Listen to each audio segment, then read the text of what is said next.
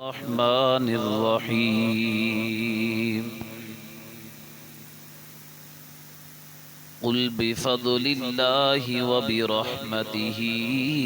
فبذلك فليفرحوا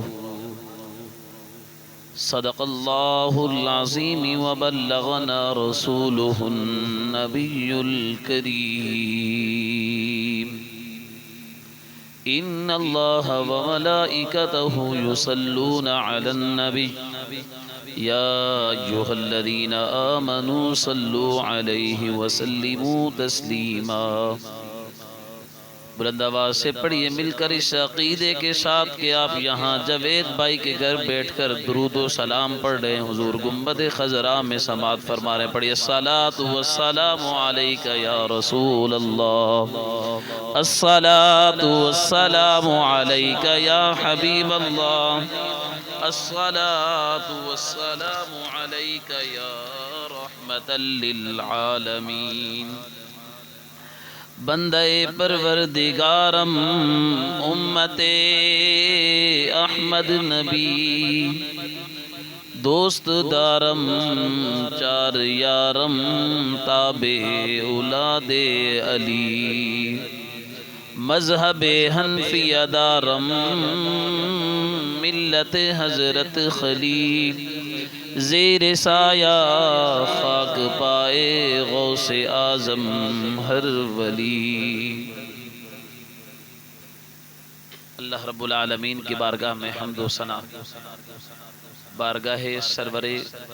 کون و مکان صلی اللہ تعالی وسلم میں ہدیہ درود و سلام عرض کرنے کے بعد، آپ جس طرح ساکن اور خاموش ہو کر بیٹھے ہیں، شیخ سعدی شیرازی علیہ الرحمہ فرماتے ہیں کہ ہر چیز کا ایک حق ہوتا ہے، زبان کا بھی ایک حق ہے، اور زبان کا حق کیا ہے کہ جب تک دہن میں رہے، جب تک منہ میں رہے، حضور آپ کا ذکر کرتی ہے۔ تو زبان کا حق یہ ہے کہ اللہ نے یہ زبان اس لیے انسان کو دی ہے تاکہ وہ ذکر مصطفیٰ کرے، اور وقت بہت زیادہ ہو چکا ہے، اور ماشاءاللہ اسامہ قادری صاحب کے کثیر تعداد میں ان سے وابستہ ثنا خان مصطفیٰ سب تشریف لائے، یہ بڑی بات ہے،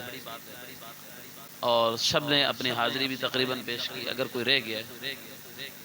اور میں اکثر محافل میں، یہاں تک کہ ہماری مسجد میں جو 11ویں شریف کی محفل ہوتی ہے، میں اپنا بیان بھی چھوڑ دیتا ہوں ثنا خان مصطفیٰ کے لیے، اس لیے کہ ثنا خان مصطفیٰ کی یہ عظمت ہے کہ جب وہ ثنا خوانی کرتا ہے حضور کی، حضرت حسان بن ثابت جب کریم آقا کے سامنے کریم آقا کی مدح سرائی فرماتے تو حضور وجد میں، حضور محبت میں، جب وہ حضور کی وہ مدح سرائی فرماتے تو وہ اپنے حضور صلی اللہ علیہ وسلم جس چادر کو قرآن نے یا ایھا المزمل کہا، وہ چادر حضور لیتے اور حضرت حسان کے لیے بچھا دیتے، اور حضرت حسان سے فرماتے اے حسان تو میری مدح سرائی کر رہا ہے، تیرا یہ اعزاز ہے کہ جس کو رب نے یا ایھا المزمل کہا ہے اس چادر پر کھڑے ہو کر میری بھی ثنا کر اور رب کی بھی حمد بیان کر۔ تو یہ ثنا خان مصطفیٰ کا مقام ہے، اور میں بس چند باتیں آپ کے سامنے رکھتا ہوں، اور آپ کے ذہن میں یہ خیال آ رہا ہو کہ ہم بہت کم لوگ ہیں اور محفل سجا کر بیٹھے ہیں، بہت سارے لوگ ہیں جو حضور کا کلمہ پڑھتے ہیں وہ اس میں شریک نہیں ہیں، اور جاوید بھائی نے بہت سارے لوگوں کو دعوت دی ہوگی لیکن سب نہیں آئے، کچھ لوگ آئے ہیں۔ تو میں اکثر ایک بیان میں مثال دیا کرتا ہوں کہ ہم جو پنجاب کے لوگ رہنے والے ہیں وہ اس بات کو اچھی طرح سمجھ سکتے ہیں کہ جب ہم گندم لگاتے ہیں تو گندم لگاتے ہوئے ہمارا ذہن میں یہ خیال ہوتا ہے کہ مقصود کیا تھا، گندم حاصل ہوگی۔ جب بیج کو ہم زمین پہ لگاتے ہیں اگ جائے، پھر اس کے بعد گندم، مقصد کیا تھا کہ گندم زیادہ حاصل ہو، لیکن جب گندم تیار ہو جاتی ہے، جب ہم اسے نکالتے ہیں، چھانتے ہیں، تو پھر گندم کم نکلتی ہے، جو بھوسا ہوتا ہے وہ زیادہ ہوتا ہے۔ تو جو مقصود یہ تھا کہ گندم زیادہ ہو، لیکن گندم کم ہے، بھوسا زیادہ ہے، تو بعض جگہوں پر مقدار کو نہیں دیکھا جاتا، تعداد کو نہیں دیکھا جاتا، اگرچہ گندم کم ہوئی ہے اور بھوسا زیادہ ہے، یہاں پر ہم بھوسے کو نہیں دیکھ رہے، اگرچہ بھوسے کی مقدار زیادہ ہے، ہم گندم اگرچہ کم ہے لیکن ہم معیار کو دیکھ رہے ہیں، اگرچہ کم ہے کھانے کے قابل ہے اور اس سے انسان کی زندگی چل سکتی ہے، تو اگرچہ کم ہے یہاں معیار دیکھ رہے ہیں۔ تو اس لیے میں یہ کہہ رہا ہوں کہ جو آپ لوگ تشریف لائے ہیں، مقدار میں تو بہت سارے لوگ موجود ہیں، مقدار میں تو حضور کا کلمہ پڑھنے والے بہت سارے امتی ہیں، لیکن اس علاقے میں یہ جن لوگوں کو دعوت دی ان میں سے کچھ نہ آ سکے، اور جو آ گئے ہیں وہ معیار والے ہیں۔ اور حضور صلی اللہ علیہ وسلم کا ذکر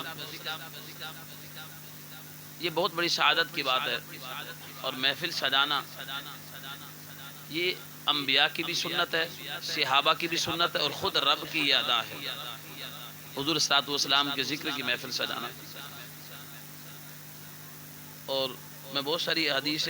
طیبات جو ہیں وہ ذہن میں ہیں کہ حضور صلی اللہ علیہ وسلم کو اللہ تعالیٰ نے پیدا فرمایا، یہاں تک حضور صلی اللہ علیہ وسلم نے فرمایا کہ جب آدم بین الماء والطین، جب آدم پانی اور مٹی کے درمیان تھے میں اس وقت بھی موجود تھا۔ فرمایا بین الروح والجسد، جب آدم روح اور مٹی کے درمیان تھے تو اس وقت بھی میں موجود تھا۔ اور اللہ تعالیٰ کے حبیب صلی اللہ علیہ وسلم نے فرمایا اول ما خلق اللہ نوری، اللہ تعالیٰ نے سب سے پہلے میرے نور کو پیدا فرمایا اپنے نور سے، میرے نور کو پیدا فرمایا اپنے نور سے۔ اور پھر یہاں پر دیکھیے اللہ تعالیٰ فرماتا ہے کہ لولاک لما خلقت الافلاک، اے محبوب ہم نے اگر آپ کو پیدا نہ کرتے تو آسمان کائنات نہ بناتے، لولاک لما خلقت الکائنات۔ اور یہاں تک کہ حدیث طیبات میں پتہ چلتا ہے لولاک یا محمد ما خلقت الدنیا، کہ یہ جو دنیا کو اے محبوب ہم نے پیدا فرمایا ہے، یہ جو پیدا کیا ہے اے محبوب اگر آپ کو پیدا نہ کرتے تو یہ دنیا کو بھی نہ بناتے۔ اور یہاں تک کہ فرمایا کہ لولاہ ما خلقتک ولا خلقت سماء ولا ارضا، اے محبوب اگر آپ کو پیدا نہ کرتے تو نہ آسمان بناتے نہ زمین بناتے۔ زمین بنائی ہے تو آپ کے صدقے سے بنائی ہے،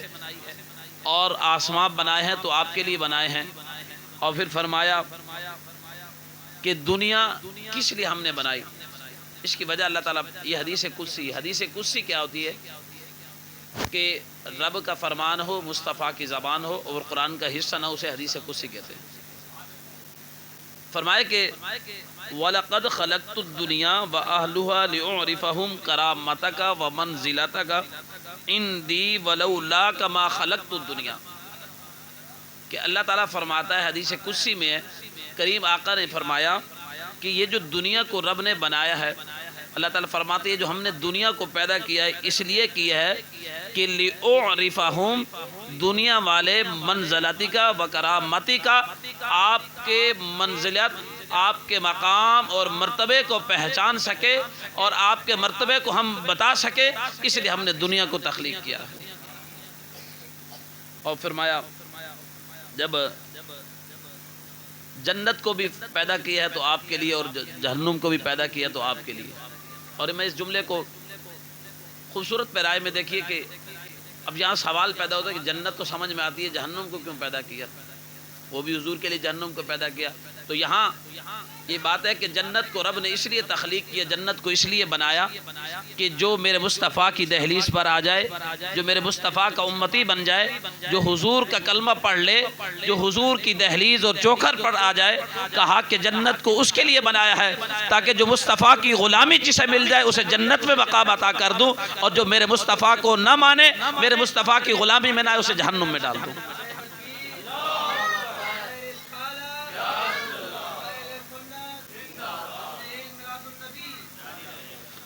اور یہاں تک کہ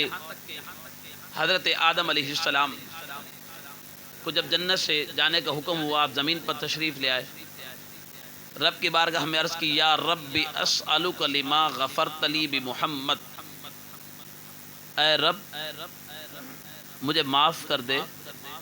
میں سوال کرتا ہوں تیری بارگاہ میں محمد صلی اللہ علیہ وسلم کے صدقے سے،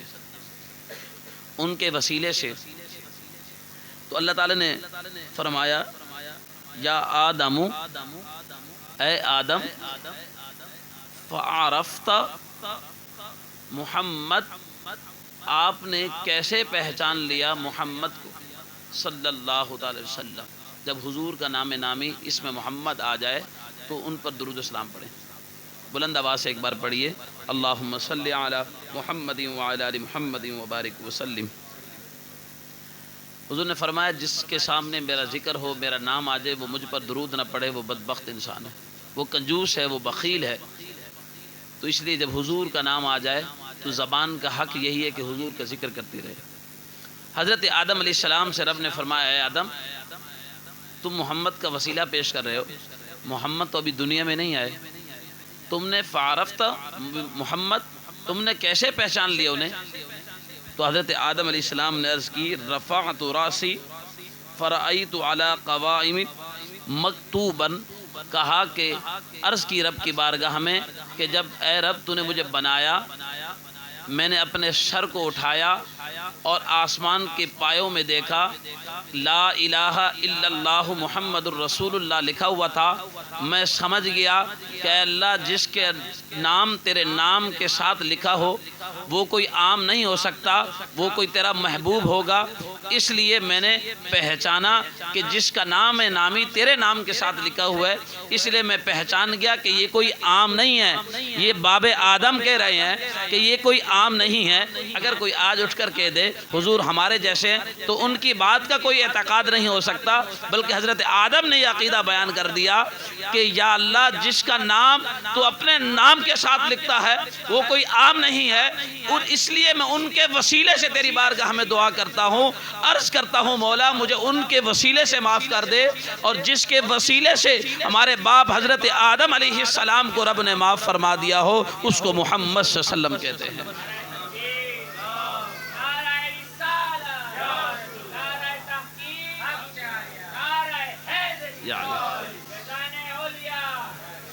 اور حضرت موسیٰ علیہ السلام، میں نے اس کو پورا ربیع الاول شریف سے روایت کو بیان کیا کہ قرب انبیاء، قرب خدا، انبیاء کو قرب خدا مل رہا ہے مصطفیٰ کے صدقے۔ وہ کس طرح روایت، اور یہ معتبر امام، جہاں پر امام اسماعیل، علامہ اسماعیل حقی علیہ الرحمہ نے اسے تفسیر روح البیان میں نقل فرمایا، اور تفسیر روح البیان کوئی آج کی تفسیر یا عام تفسیر نہیں ہے، 6 ہجری میں لکھی گئی ہے، آج سے تقریباً 800-900 سال پہلے علامہ اسماعیل حقی علیہ الرحمہ لکھتے ہیں اس روایت کو کہ اللہ تعالیٰ نے حضرت موسیٰ علیہ السلام سے فرمایا اے موسیٰ کیا تم چاہتے ہو کہ تمہاری بینائی سے زیادہ، تمہاری آنکھوں کے قریب، تمہارے خیالات سے زیادہ تمہارے دل کی طرف، یعنی تمہارے خیالات سے تمہارے دل کے قریب ہو جاؤں، اور تمہاری سماع بصارت سے زیادہ تمہارے کانوں کے قریب ہو جاؤں؟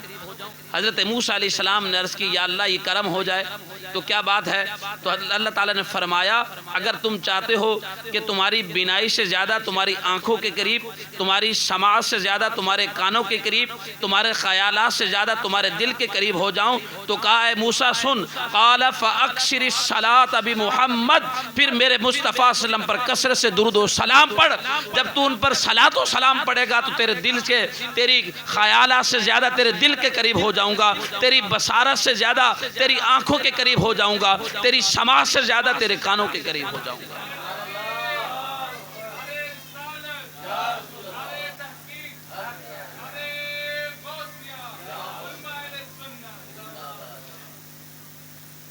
علماء نے لکھا کہ حضرت موسیٰ علیہ السلام کا ایک امتی، ایک حواری 200 سال سے، 100 سنۃ، 200 سال سے وہ اللہ تعالیٰ کی نافرمانی کر رہا تھا، اس کا انتقال ہو گیا، لوگوں نے اٹھایا کچرے کی کنڈی پر پھینک دیا، اور اللہ تعالیٰ نے حضرت موسیٰ علیہ السلام پر وحی فرمائی اے موسیٰ فَأَوْحَى اللَّهُ تَعَالَى إِلَيَّ موسیٰ، اے موسیٰ جاؤ فلاں مقام پر کچرے کی کنڈی پر ایک شخص پڑا ہے اسے اٹھاؤ، فصلی علیہ، پس اسے غسل دو، اس پر نماز جنازہ پڑھو۔ حضرت موسیٰ علیہ السلام گئے، کچرے کی کنڈی پر پہنچے، دیکھا اس نوجوان کو، اللہ کی بارگاہ میں عرض کی مولا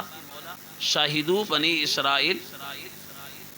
شاہدو بنی اسرائیل، کہ اے اللہ بنی اسرائیل کے لوگ اس پر گواہ ہیں کہ یہ شخص کئی سالوں سے تیری نافرمانی کر رہا تھا، کئی سالوں سے تیری عذاب کو مسلسل دعوت دے رہا تھا، مولا یہ تیرا اطاعت گزار بندہ نہیں تھا، مولا تو اس کے بارے میں فرما رہا ہے کہ اسے اٹھائے، اسے غسل دیں، اس پر نماز جنازہ پڑھے، مولا جب بنی اسرائیل کے لوگ آئیں گے وہ مجھ سے سوال کریں گے کیا بات ہے، کس وجہ سے اللہ نے اسے معاف کر دیا ہے، اور اے موسیٰ آپ کو حکم کر دیا ہے کہ اسے اٹھائیں، اسے غسل دے، اس کا نماز جنازہ پڑھے۔ اللہ تعالیٰ نے فرمایا موسیٰ بات یہ ہے کہ جب یہ تورات کو کھولتا ونشرت توراتا، جب تورات کو کھولتا اور جب اس میں ونظر اسم محمد، جب اس کی نظر میرے مصطفیٰ صلی اللہ علیہ وسلم کے نامی محمد پر پڑتی، ادب پر ان پر درود و سلام بھی پڑھتا اور ان کے نام کو چوم بھی لیتا، مجھے اس کی یہ ادا اتنی پسند آ گئی کہ میں نے اس کے 200 سال کے گناہ بھی معاف کر دیے، اے موسیٰ تجھے حکم بھی کر دیا ہے اسے تو غسل بھی دے۔ جب یہاں سے اس کے مقام کا اندازہ لگائیں، جو شخص صرف ادب مصطفیٰ کرے نام کا اور پھر نام مصطفیٰ کو چوم لے اور درود پڑھے، اللہ تعالیٰ اسے یہ مقام عطا کرتا ہے کہ اسے غسل دینے والا کوئی عام نہیں ہوتا، وقت نبی ہوتا ہے، وقت نبی ہوتا ہے، اس کا نماز جنازے پڑھانے والا کوئی عام نہیں ہوتا، وقت نبی ہوتا ہے، اور اللہ تعالیٰ کو یہ ادا اتنی پسند آتی ہے، اللہ تعالیٰ فرماتا ہے یہ جو 200 سال کے گناہ ہے یہ کوئی معنی نہیں رکھتے، مجھے تو اس کی یہ ادا اتنی پسند آ گئی ہے کہ یہ میرے مصطفیٰ کا ادب کرتا ہے۔ تو یہ ادب مصطفیٰ کہ بنی اسرائیل کے لوگوں کو بخشش مل رہی ہے مصطفیٰ کے نام کے صدقے سے۔ ہم تو اس نبی کے امتی ہیں۔ اب میں بات اختتام کی طرف لے کر آتا ہوں کہ ہم نے کیا کیا ہے۔ ہم نماز ہم نہیں پڑھتے، داڑھی ہم نہیں رکھتے۔ آپ میں سے میں سب سے یہ سوال کروں، آج تک ہم میں سے یا ہمارے گھروں میں ہم تو قرآن بھی نہیں کھولتے، کیا ہم میں سے کسی نے حضور صلی اللہ علیہ وسلم کی سیرت پر کوئی کتاب لے کر آج تک پڑھی ہے؟ نہیں پڑھی ہوگی۔ ہم ڈائجسٹ پڑھتے ہیں، میگزین پڑھتے ہیں، ڈراموں میں مسلسل کتنے گھنٹے ہمارے ضائع ہو جاتے ہیں، موبائل میں لگے ہوئے ہیں، فلاں سے رابطہ کر رہے ہیں، فلاں گلی کوچے میں۔ کبھی یہ تذکرہ نہیں پڑھنا کہ حضور کا ودوہا جیسا مکھڑا کیسا تھا، علماء نے کیسے لکھا، اور حضور کی زلفیں، اور جب چادر لیتے تو کیا کمال ہوتا، جب حضور چلتے تو مدینے کے بازار میں درخت کیسے جھک جایا کرتے تھے۔ یہ اور حضور صلی اللہ علیہ وسلم کا اخلاق، کفار سے کیسے پیش آتے، مومنین سے کیسے آپ گفتگو فرماتے، صحابہ کے جربن میں کیسے بیٹھتے، کبھی ہم نے یہ سیرت پڑھنے کی کوشش ہی نہیں کی۔ اس لیے تو ہمیں فلاں اچھا لگتا ہے، فلاں ہمارا آئیڈیل ہے۔ امام الانبیاء علیہ السلام سے بڑھ کر اس دنیا میں کوئی ہستی نہیں ہے۔ انبیاء کو قرب مل رہا ہے خدا کا مصطفیٰ کے صدقے سے۔ ہم اس نبی کے امتی ہونے کے باوجود ہمارا چہرہ حضور کی اداؤں جیسا نہیں ہے، ہماری گفتگو کا انداز حضور کی اداؤں جیسا نہیں، ہمارے انداز تکلم حضور کے اندازوں میں سے نہیں۔ ہمیں کوئی دیکھے گا تو یہ نہیں کہے گا یہ حضور کا امتی ہے۔ آج میری مائیں بہنیں بھی سن رہی ہیں، ہم حضور علیہ السلام اس وقت صحابیات، میں خواتین سے بھی مخاطب ہوتا ہوں کہ صحابیات کی محبت کا کیا عالم تھا حضور سے، کہ جب حضرت بلال حبشی، میں اس روایت کو پڑھتا ہوں تو کلیجہ پھٹ جاتا ہے کہ جب حضور صلی اللہ علیہ وسلم حضرت بلال حبشی سے فرماتا ہے بلال ذرا چڑھ کر اذان دو۔ بعض اوقات اس دوران اگر نماز کے وقت سے ہٹ کر اذان دی جاتی تو صحابہ سمجھ جاتے کہ حضور کا بلاوا ہے۔ تو جب حضرت بلال حبشی اذان دیتے تو مائیں صحابیات اپنے دودھ پیتے بچے، کم سن چھوٹے بچے حضور کی قدموں میں لا کر رکھ دیتی، حضور کی بارگاہ میں عرض کرتی حضور یہ بچے بھی جہاد کے لیے ہمارے تیار ہیں۔ آج ہم بچوں کی کیا تربیت کر رہے ہیں۔ تو اس لیے میں آپ سے کہوں گا کہ رات کو سونے سے پہلے میں آپ کو کتاب بتاتا ہوں، آسان سے آسان کتاب، ذکر جمیل کتاب خریدیے، مولانا شفیع احمد اکاڑوی علیہ الرحمہ کی، اس کو پڑھیں، 250-300 صفحات سے زیادہ نہیں ہے، یہ پڑھ لیں۔ سیرت مصطفیٰ علامہ عبد المصطفیٰ اعظمی الازہری کی کتاب ہے، اس کو آپ پڑھیں۔ ان کتابوں کو پڑھیے، حضور کی سیرت. ہمارے گھروں میں حضور ایسی کتابیں ہونی چاہیے جن پہ حضور صلی اللہ علیہ وسلم کی سیرت لکھی ہو. موبائل میں موجود ہے، تو اس لیے آپ اپنا وقت مقرر کر لیں. اور ہم نے تو،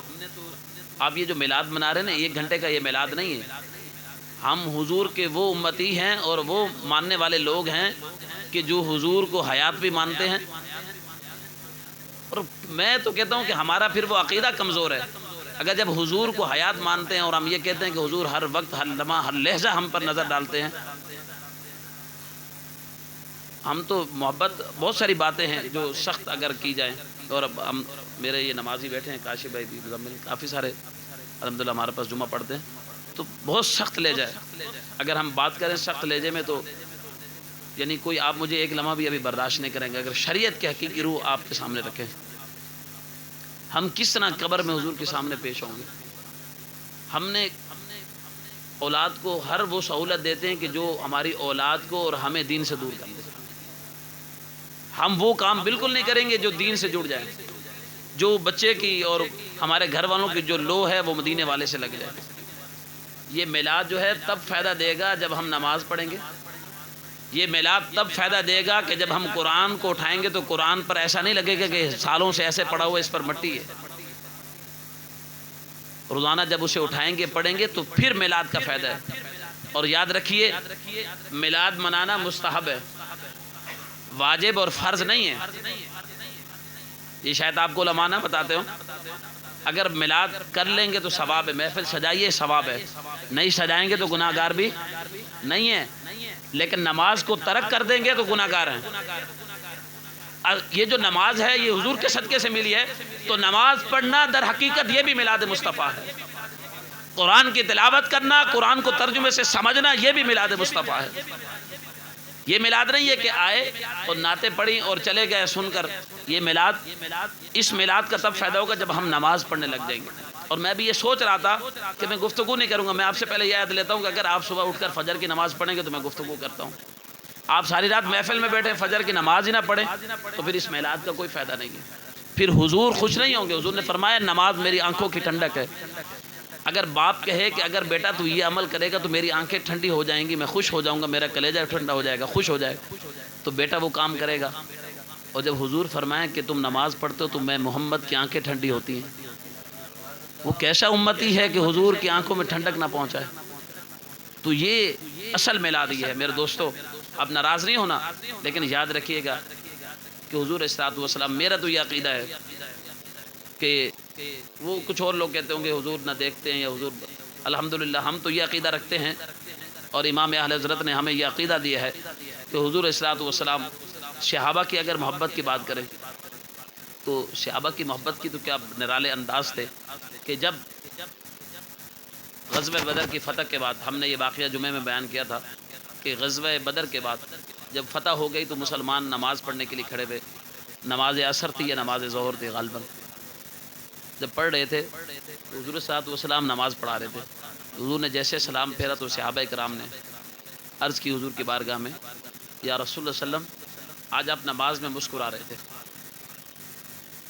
اب یہ صحابہ کو کیسے پتہ چلا؟ صحابہ اس کا مطلب ہے حضور کو نماز کی حالت میں دیکھ رہے تھے. اور حضور نے یہ نہیں فرمایا صحابہ، لوگ بات کرتے نا صحابہ کی محبت جیسی، صحابہ کا نعرہ لگاتے، وہ یاد صحابہ جیسی محبت کوئی بھی نہیں کر سکتا. صحابہ اکرام سے حضور نے یہ نہیں فرمایا صحابہ تم تو نماز تو اللہ کے لیے، تم نماز پڑھ رہے تھے مجھے دیکھ رہے تھے. اگر تم مجھے دیکھ رہے تھے، تم نے مجھے دیکھا، میں مسکرا رہا تھا. حضور نے یہ بھی نہیں فرمایا نہیں میں مسکرا رہا تھا. حضور نے فرمایا ہاں میں مسکرا رہا تھا. تو صحابہ نے پوچھی وجہ کیا تھی حضور کی بارگاہ میں. عرض کی جا آپ پر یہ حکم نازل ہو گیا کہ آئندہ ہم نماز میں مسکرائیں. اور اس کو امام بخاری نے لکھا، اس روایت کو لکھتے ہیں کہ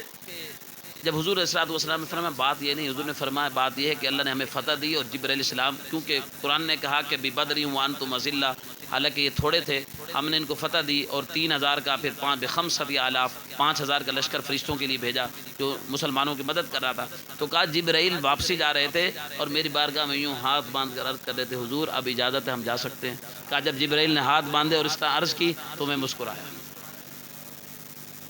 اور آپ یہ ایک نئی بات امام جو سلام پھیر کر آپ کی طرف دیکھتا ہے فوراً، یہ حضور کی سنت ہے، حضور کی سنت ہے۔ اور حضور صلی اللہ علیہ وسلم جیسے ہی سلام پھیرتے فوراً اپنے صحابہ کو چہرہ دکھاتے تھے۔ اور علماء نے لکھا اس بات کو کہ اگر تھوڑی سی اور تاخیر ہو جاتی صحابہ نماز توڑ کر حضور کا دیدار کرنے لگ جاتے۔